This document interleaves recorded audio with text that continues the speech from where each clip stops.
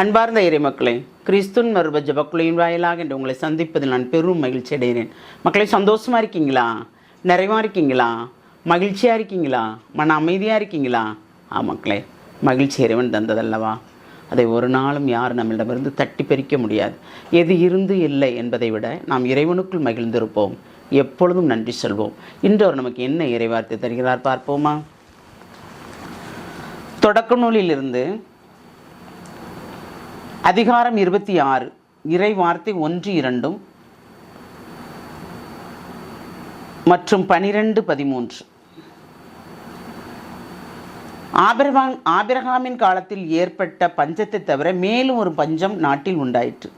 ஈசாக்கு பெலிஸ்தீரின் மன்னன் அபிமெலேக்கை காண கொராருக்கு சென்றார். அப்போது ஆண்டவர் அவருக்கு தோன்றி, நீ எகிப்தின் நாட்டிற்கு நீ போகாமல் நான் உனக்கு காட்டும் நாட்டிலே தங்கியிரு. பஞ்சம் ஏற்படுது. அவர் என்ன செய்கிறாரு? எகிப்திற்கு போகலாம் அப்படின்னு நினைக்கிறார் அவர். ஆனால் ஆண்டவர் என்ன செய்கிறாரு? நீ அங்கே போகாத, நான் சொல்கிற நாட்டிலே தங்கிரு அப்படின்னு சொல்கிறார். அப்படி சொன்னவர் அதே 26 அதிகாரம் 26 இறை வார்த்தை பாருங்கள், 12, 13. ஈசாக்கு அந்த நாட்டில் பயிரிட்டு அதே ஆண்டில் 100 மடங்கு அறுவடை செய்தார். ஆண்டவர் அவருக்கு ஆசி வழங்கினார். அவர் செல்வமுடையவரானார். செல்வத்திற்கு மேல் செல்வம் பெற்று மாபெரும் செல்வனாரா. ஈசாக்கு பஞ்சமாக இருக்குது, நம்ம வேறு நாட்டுக்கு போய் பிழைக்க போவோம் அப்படின்னு சொல்லி கிளம்ப போகும்போது ஆண்டவர் என்ன சொல்கிறாருன்னா, நீ அந்த நாட்டுக்கு போக வேண்டாம், நீ இந்த நாட்டிலே இரு, நான் உனக்கு ஆசி வழங்குவேன்னு சொல்கிறார். அதை போல் பாருங்கள், அந்த ஈசாக்குக்கு அவர் இந்த நாட்டில் நீ பயிரிடு அப்படின்னு சொல்கிறார். அவர் பயிரிடுறாரு. அவர் என்ன செய்கிறார்? 100 மடங்கு அறுவடை செய்கிறார். செல்வத்திற்கு மேல் செல்வம் தேர்த்து பெரும் செல்வந்தராகிறார் அவர்.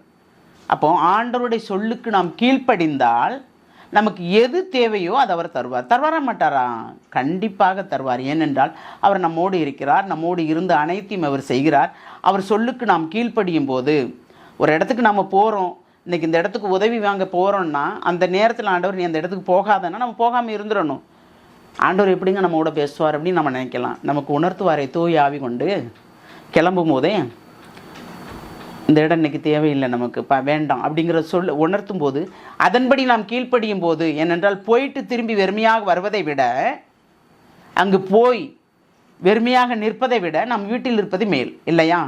அப்படித்தான் ஆண்டவர் ஈசாக்கை நீ கிளம்ப வேண்டான்னு சொல்கிறாரு. கிளம்பல அவர்.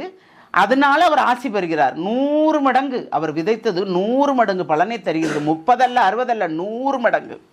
அதனால்தான் அவர் செல்வத்துக்கு மேல் செல்வம் சேர்த்து பெரும் செல்வந்தராகிறார். நாம் இறைவன் சொல்லுக்கு கீழ்ப்படுகிறோமா?